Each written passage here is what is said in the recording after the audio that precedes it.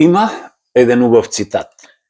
Си ја пронашол вистинската професија, кога одењето на работа ти е предизвик, а не оптоварување.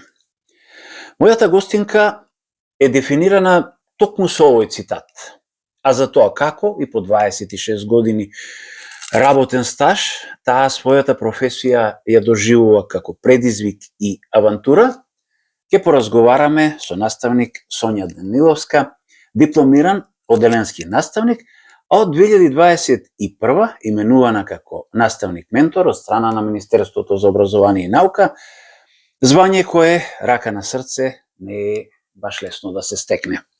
Добро ни дојде, Сонје, и ти благодарам што одвои време да бидеш наша гостинка. Јас ви благодарам за поканата, честа е моја. Навистина се чувствувам почестена да бидам ваша гостинка, бидејќи така подобна ве следам и можам да кажам дека сте вистинско освежување во медиумскиот етер во нашиот град. Едни сте од оние кои што информираат навистина професионално и објективно и честа е моја да бидам ваша гостинка. Ти благодарам уште еднаш. Значи, уште веднаш да кажам, кога се договаравме за овој разговор и кога те замолив да ми дадеш информации за активностите кои редовно ги имаш, обуки, едукации, конкурси, надпревари, навистина ми даде како што ти рече еден само мал дел, но кога го погледна сватив дека просто е невозможно се да опфатиме. Имаш стотици сертификати, признанија, награди, па може би е подобро да спомнеме само некои од нив, натака во разговорот, а за сите кои што сакаат да ги видат, тоа може да го сторат на твојата веб страна, на твоите профили на социјалните мрежи, каде искрено навистина доста професионално се представуваш. Благодарам. Но, секој разговор го почнуваме од почеток. Хајде да започнеме. Како дојде идејата за педагошкиот факултет по завршувањето на средното образование? Насока биотехнологија. Така, биотехнологија. За да одговорам на ова прашање, морам да се вратам многу одамна, всушност уште од моето раѓање. Јас сум, знаете, во секоја професија има некој, и мислам дека ќе се согласите со мене, знаете, кога ќе го видите како тој работи и како се посветува, па ќе обично го велат, тоа е од Бог допрен да го работи тоа. Ете, јас се чувствувам привилегирана или среќна што сум една од ретките од таквите. Меѓутоа, да одговорам на прашањето, морам да се вратам уште од моето раѓање. Јас сум родена во семејство во кое што татко ми беше учител.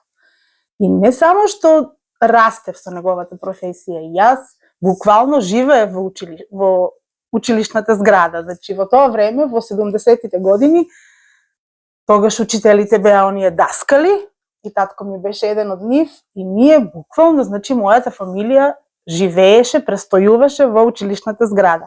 Можете да замислите како изгледа тоа кај едно мало девојче кое што се буди во училишната зграда, заспива во училишната зграда, животот го живее, значи јас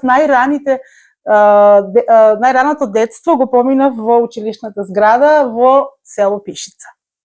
Тоа е сега многу познатиот ресторант Амбиент, мислам дека се вика, и навистина се радувам што тоа место пак заживеа, бидејќи тој реон таму кај што е училиштето е навистина нешто.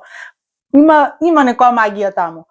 И јас, значи, буквално живеев во таа училишна зграда со татко ми како наставник. Со него тогаш работеше и уште еден наставник од Штип. Морам да го поздравам во оваа прилика, тоа е наставникот, учител од Русе. И тие двајцата беа двигателите таму на тоа училиште, имаше ученици, значи во тоа време беше комбинирани паралелки. Да, и учеа, значи, од мали до големи беа комбинирани паралелките. И јас буквално, значи, татко ми ќе се подготвеше да оди на работа, јас го испраќав од таа страна кај што влегуваа учениците. Многу често ми се случуваше да седам до отворениот прозорец, па ги слушам како тие предаваат, како држат настава. И не знам, таа магија, таа љубов едноставно беше всадена некако генетски во мене да бидам учителка и толку сакав да бидам учителка. со душа чекав служителот да задзвони, да излезат децата, да ме видат. И многу често знаеа тие постарите ученици да ме земат, да ме гушкаат, да си играат со мене. И кога сега ги гледам фотографиите, оние црно-бели фотографии од тоа време, на многу фотографии сум сликани и јас, иако не сум била ученичка таму. Меѓутоа, значи, јас буквално растев во тоа училиште. Потоа, кога се запишав кога дојде ред јас да бидам ученичка, ние се преселивме во Пробишти, тоа беше 79 година. Основното образование го завршив тука во Браќа Миладиновци. И потоа средно училиште исто. Сега, зошто сум се запишала на биотехнологија, не знам. Знам само дека некако како одев јас, се што беше новина, се мене ме некако зафаќаше прва. И знам дека тогаш за прв пат се воведе тоа насочено образование. Имаше смер македонски и странски, мислам дека беше и биотехнологија. Јас бев во тој смер. И како минува годините, некако сите другарки во училиштето, сите веќе знаеа дека јас ќе одам да се запишам на педагошка. Имаше една многу интересна случка, мислам дека беше некаде мај месец, 4-та година, значи веќе се ближи тој период кога треба да бираш твојата професија, да се запишуваш на факултет. И знам дека мај месец некаде беше, значи пред крајот на 4-та година, и јас добивам слаба оценка. Мислам дека беше предметот микробиологија или нешто такво. Знам дека беше во прашање професорот Војаковски, еден од најдобрите, еден од оние професори кои што се паметат, кои што знаеше како со нас, знаеше да дозира и пријателство и авторитет. И ми се случи да добијам слаба оценка. Јас тоа го сватив толку трагично, значи се сеќавам дека дури плачев за таа оценка. И знам дека мојата пријателка, после моја цимерка на факултетот, значи тоа е нешто што ќе го паметам. И таа дојде и ми рече: Сонја, како плачеш? Па ти ќе се запишеш на педагошка и ќе бидеш учителка.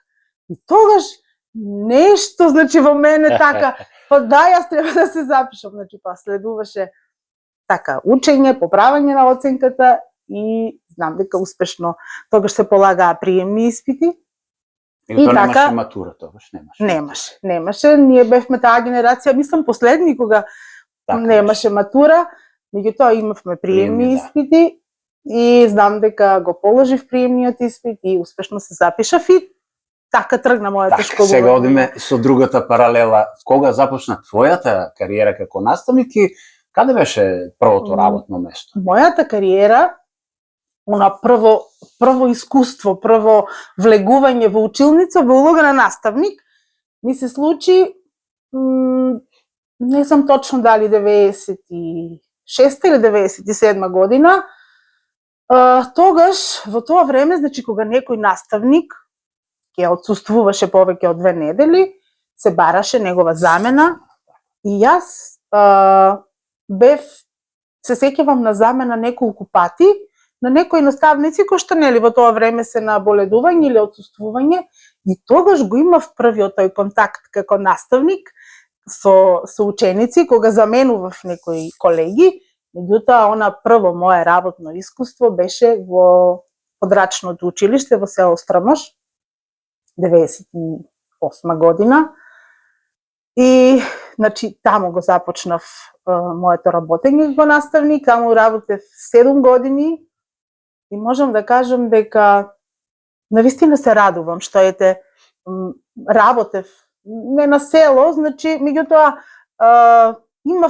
имав доволно време и да доживеам едно искуство, да созреам како наставник, а потоа да дојдам Потоа дојдеш директно во основното училиште Никола Карев. Да, потоа лесно беше.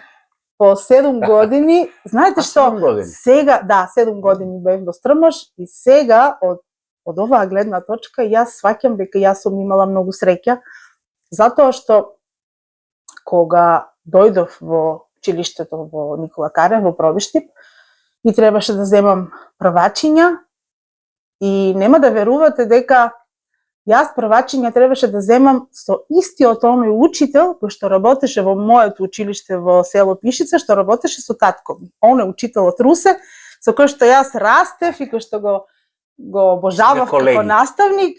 И сега, значи, јас требаше да водам оделение со него. Па мислам дека по голема среќа и да сум сакала немало да ми се случи. И со уште една колешка која што со мене започна во Стрмош, но ете таа порано дојде во градот. Меѓутоа, колешка која што ти се случува еднаш во животот, не знам, така некако се пронајдовме, се усогласивме една со друга, и имавме прекрасна соработка долги години. Прешалтањето ми се случи така, убаво, со добри луѓе, така, со убава соработка. Меѓутоа, морам да кажам дека тогаш беше се сосема поинаку. Имаше, кога јас дојдов, имаше генерација на учители кои што навистина вредат за почит и ден денес со длабока почит се сеќавам на нив, како тие како јас учев од нив и како ми беа, значи, пример, каков наставник јас сакам да бидам. И ден денес сум благодарна што, ете, таква среќа сум имала да работам со такви колеги. Мало место сме, па нели, лесно се шират муабети. За тебе како наставник, уште од првите генерации сега возрастни луѓе, па се до денес, само убави работи се слушаат. Како да имаш моќ на децата да им го вклучиш она креативно копче, најверојатно останува вклучено и целиот живот. Да, тоа е некоја, не знам, јас многу пати кога зборувам на оваа тема, знам да кажам дека ако сакаш да бидеш учител, ти мораш да го имаш тој учителски дух во себе. Тоа е нешто што се препознава и тоа е нешто што ќе те следи, без разлика дали си почетник, дали си пред пензија, тој учителски дух е во тебе, значи, за секогаш. Тоа што, како јас работам со учениците и како јас им го вклучувам тоа креативно копче, тие самите си го вклучуваат копчето, меѓутоа, многу, нашата професија е уметност. Нашата професија е умешност да знаеш како, бидејќи, нели, ние работиме со мали дечиња, тие сега тргнуваат на училиште со неполни 6 години. Се случува да со 5,5 години тргнат на училиште. Сега можете да замислите вие тоа детенце кое што уште го нема осознаено светот, кое што нема стекнато основни вештини за основни животни вештини, и сега тоа доаѓа на училиште и во некоја сосема нова средина, со сосем нови луѓе. И мотото по кое што јас работам, значи јас вака размислувам. Не знам каков ученикот ќе дојде кај мене. Може ќе дојде нешто да го боли, може ќе дојде налутен, може ќе дојде нешто болен или... Меѓутоа знам каков ќе излезе од мојата училница. Ќе излезе задоволен, ќе излезе среќен и барем со некое стекнато ново знаење кое што го немал до претходниот ден. Тоа е мотото под кое што јас работам. Меѓутоа, и многу си ги почитувам учениците. Знаете, тие, иако се мали, тие бараат почит и знаат да почувствуваат кога се почитувани и кога се едноставно сакани. А тука и љубовта е секако... Така е, тоа тука е едно се прашање, подпрашање, како успеваш да го извадиш од децата, она можеби најзад дека се чини дека не постои, значи, како ги будиш талентите во нив, можеби и тие самите не се свесни дека може би имат некако. Да, се случува, значи тие... ние работиме со нив, ние сме со нив како едно семејство, значи што од прво оделение, кога ние ќе се...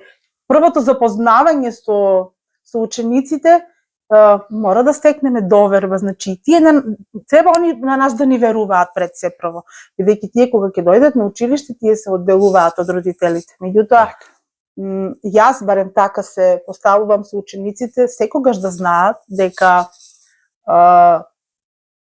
пред се многу ги сакам да знаат дека на мене може да ми се доверат за се и дека ќе добијат помош ако им треба, меѓутоа да знаат и дека нели како мама и тато кога нели тие знаат дека мама и тато многу ги сакат, меѓутоа мама и тато некогаш може да ги скарат и да се налутат, ама тие знаат дека таа љубов не ја снемува ако тие ги нешто ги посоветувале. Значи истото мора да го доживеат и со нас, мора да знаат дека пред се многу ги сакаме, дека сме тука и ние за нив и тие за нас, меѓутоа и дека кога ќе ги посоветуваме за нешто, кога нешто не е добро, да не го доживуваат тоа дека учителката повеќе не ме сака, туку да знаат дека љубовта е тука постојано, меѓутоа тоа е само некоја смерница дека тоа нешто не е добро и треба да се поправи.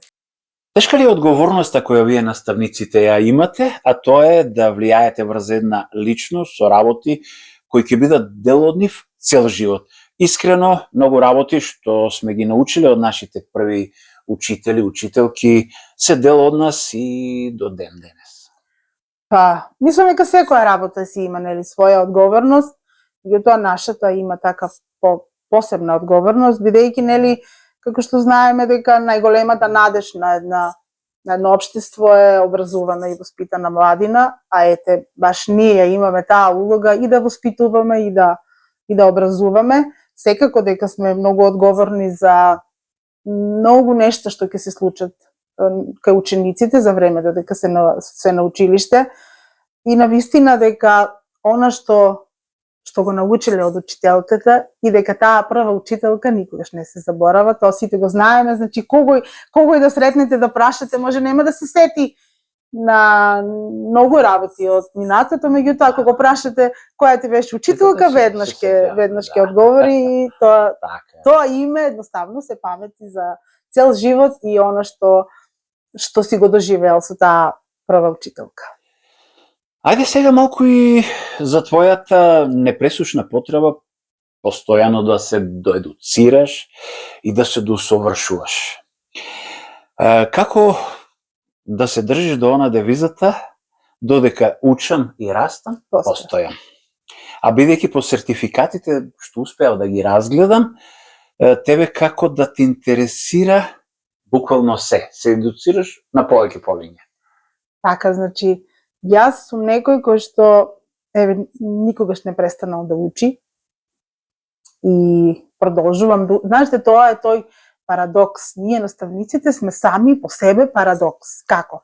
Вели, ние остануваме ученици, иако сме наставници, и уште еден парадокс има врзан за нас, вели, најдобро слушаме кога најгласно зборуваме.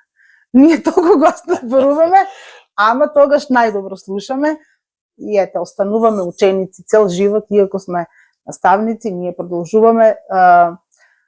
Нашата работа е, барем сега во овој период, значи, јас се сеќавам на моментите кога јас почнав да работам.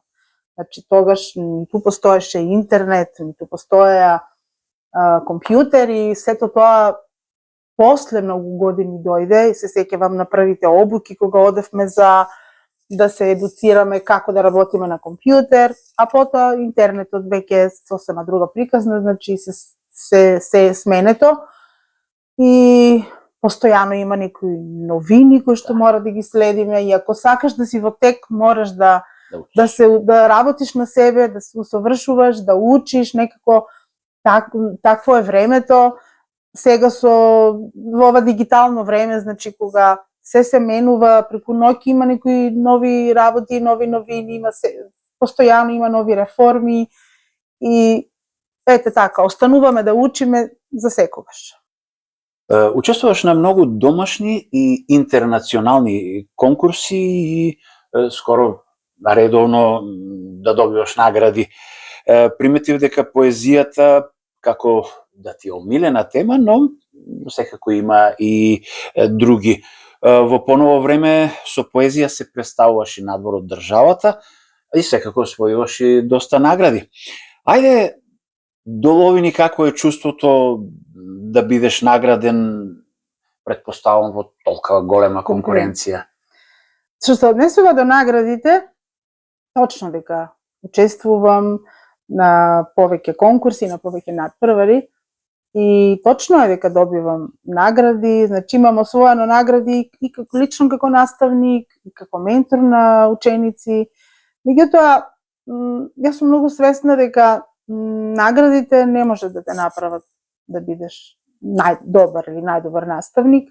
Наградите можат само да те мотивираат и така, значи да ти дадат некој доказ, некое признание дека ете успешно си работел.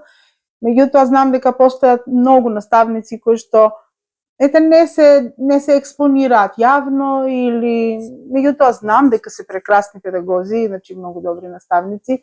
За да бидеш добар наставник, мислам дека добриот наставник е добар и без освоени награди, меѓутоа ете јас сум една од тие што имам освоено доста награди и на општинско, и на државно, и на меѓународно, сега отскоро и на светско ниво имам неколку награди.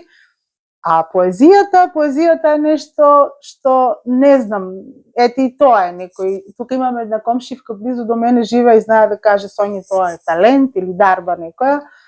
Не знам, и тоа е некој порив во мене кој што ете така извира и морам да напишам нешто, знам дека пишувам од секогаш, но така јавно прв пат се представив во емисијата на ТВ Сонце на познатата Јулија, Будење со Јулија.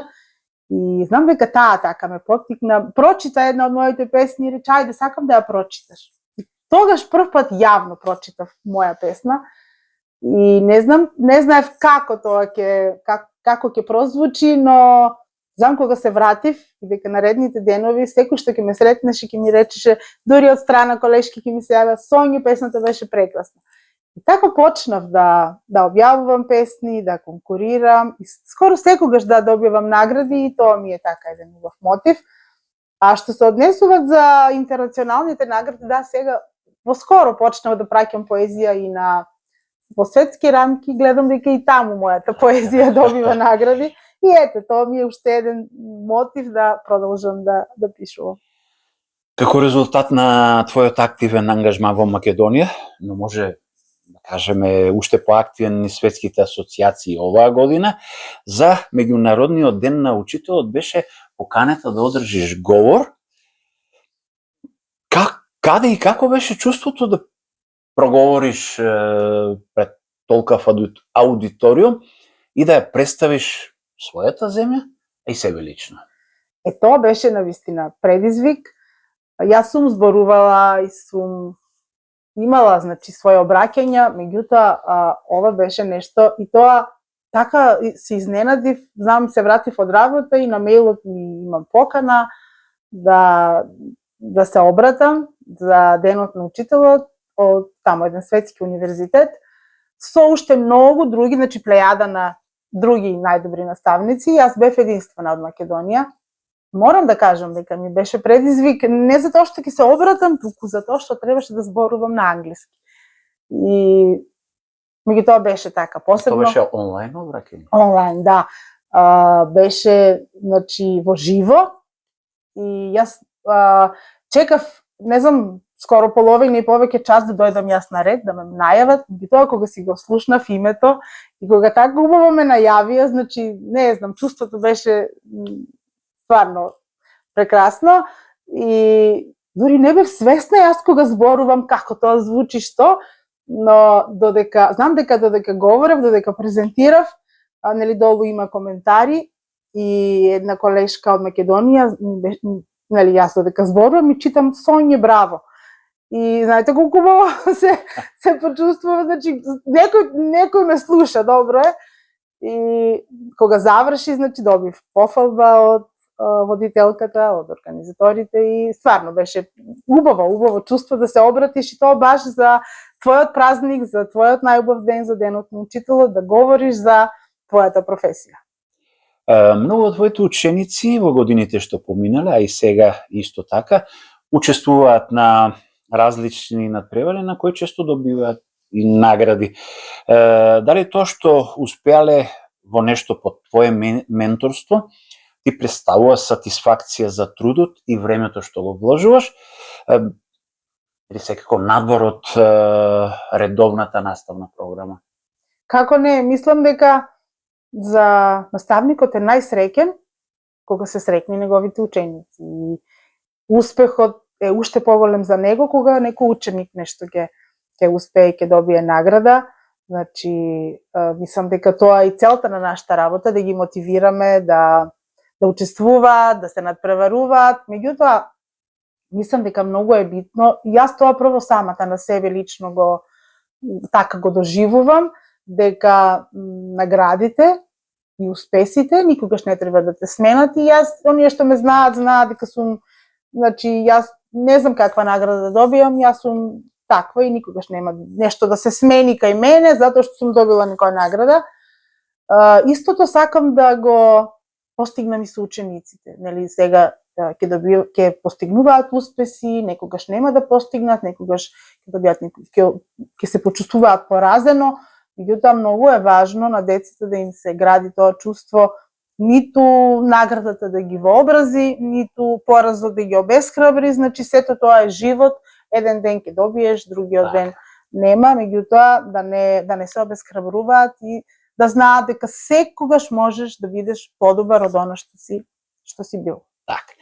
За тебе уште можам да кажам дека си наставник кој ги следи овие најнови трендови на технологијата.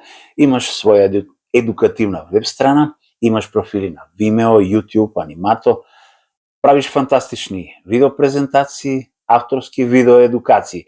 Очигледно е дека не те плаши новата технологија, туку баш напротив уживаш во сите можности кои што таа ги нуди. Да, навистина уживам и многу го сакам интернетот, баш поради тоа што еве, како што кажа ти, и таа конференција беше онлайн, значи толку многу ми го доближи светот, толку многу ние сме сега во светот, иако сме дома, значи јас сум може еднија меѓу првите кои што слушаше вебинари и така се, значи, да образував. И, значи, интернетот е нешто кое што ни дава многу можности да бидеме некаде, да разговараме во живо, да слушаме предавања, а да седиме дома. Меѓутоа, има нешто и што не е добро, значи, толку сега во ова време, кога сме во ова дигитализирано време. Не знам, јас некогаш се прашувам, може и за неколку децении, може да грешам, меѓутоа може за неколку децении воопшто да нема потреба од наставници. Нели, сега со оваа вештачка интелигенција, некако мислам дека треба малку да прикочиме и дека треба малку да... Затоа што живиот наставник е незаменлив. Нели, технологијата може да прави многу работи, меѓутоа наставникот дава емоции, наставникот дава љубов и него никој не може да го замени.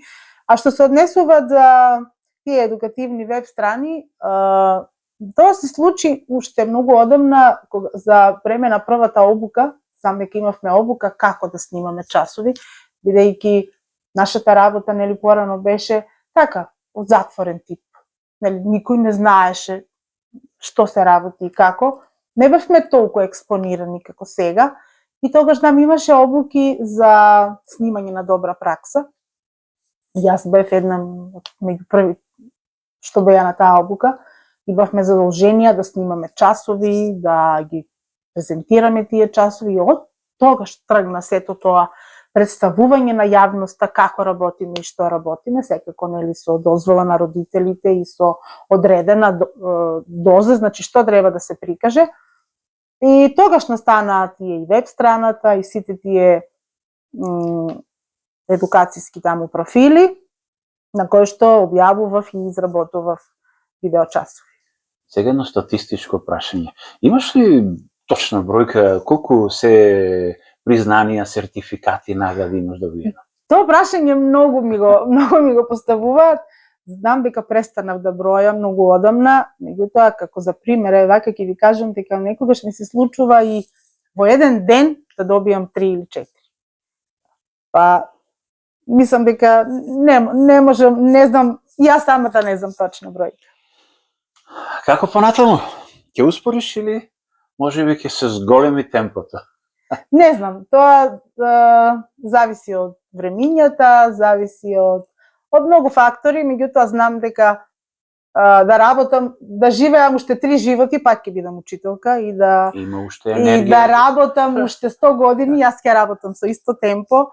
Значи, јас знам и ден денес има кај мене во училиште, значи, колешки и колеги кои што се пред пензија, меѓутоа работат со исти елан како кога биле почетници. Значи, јас сум една од тие и си ја сакам работата и кога нешто сакаш го работиш со љубов и знам дека ќе продолжам со истото темпо се додека можам. Така. Можеме ли да се надеваме на поетска збирка? Јас би сакала, значи, мислам дека треба да се случи, затоа што многу пријатели веќе ми алудираат на тоа дека е време да издадам поетска збирка. Јас пишувам поезија и за возрастни и за деца. Ако се случи, ќе биде убаво, да. И сега, значи, доста проговоривме за односот наставник-ученик. Очигледно дека тој флуид постои. Постои ли некоја тајна во тој дел? Тајна. Нема вака некоја, знам, тајната е во љубовта. Значи, кога сакаш нешто да работиш, кога пружаш љубов, сигурно и ќе ти се врати таа љубов. Барем можам да кажам за нашата работа. Значи, едноставно треба да си определен целосно на професијата, со дух, со тело, значи со се, да ги сакаш учениците, да ги почитуваш, да работиш професионално. И сега многу за жал мислат дека ги мешаат поимите професионалност и најдобар. Не мора да бидеш најдобар секогаш, меѓутоа секогаш можеш да работиш професионално, а под професионализам се подразбира да работиш онака како што треба. А без разлика дали си награден или не си награден, секогаш треба да работиш професионално. Ево и за крај, од толкав ангажман, останува ли време за некое хоби кое што не е поврзано со поезија, литература, едукација, нешто со што си ги смируваш мислите? Хоби, слободно време. Денеска не знам дали воопшто имаме слободно време, затоа што и кога имаме слободно време, ние секогаш најдеме нешто да работиме, меѓутоа јас смирување на мислите. Имам некои своји техники како да си ги смирам мислите. Една од тие е кога имам слободно време, имам некоја одредена плейлиста на музика која што сакам да ја слушам. И верували или не, има некои гласови, некои пејачки гласови кои што така допираат до мене и кои што едноставно како да ме лекуваат и уживам да ги слушам. Исто така од пред неколку години, така поактивно, одиме со сопругот на литургии во манастирот Свети Гаврил Лесновски и можам да кажам дека подобро смирување на мислите не постои од тоа свето и убаво место. Значи, не знам, стварно, таму кога ќе отидете, значи, мислите ви се средени и се ви е на место. Се трудиме да одиме скоро секоја недела, меѓутоа некогаш кога не можеме. Меѓутоа, сакам секоја недела да одам на литургија, затоа што едно е да одиш во црква, но да ја почувствуваш литургијата, тоа е нешто сосема различно. И ете, таму ми е мирот, таму ми е средувањето на мислите, а поезијата и сето она друго е попатно хоби. Сонја, мислам дека опфативме све. Јас уште еднаш да ти се заблагодарам што беше дел од Пробиштип Инфо. Искрено ти посакувам многу успех и среќа како на приватен, така и на професионален план. Леле, јас ви благодарам, значи навистина ме почестивте со ова ваше интервју. Јас подобно ги следам вашите подкасти и сега да бидам јас една ваша гостинка после оние сите исклучителни личности од нашиот град, навистина ме представува чест. И плюс уште да седам до човекот кој што јас се сеќавам пред 30 и повеќе години, кога јас бев средна школка, значи кога вие го водевте она младинска емисија и тој познат глас, и сега најубавиот глас ме прави интервју со Ти мене, благодарам. значи честа не може да биде поголема. Ви благодарам од срце што го тебе така прикажавте мојот профил на еден поинаков начин.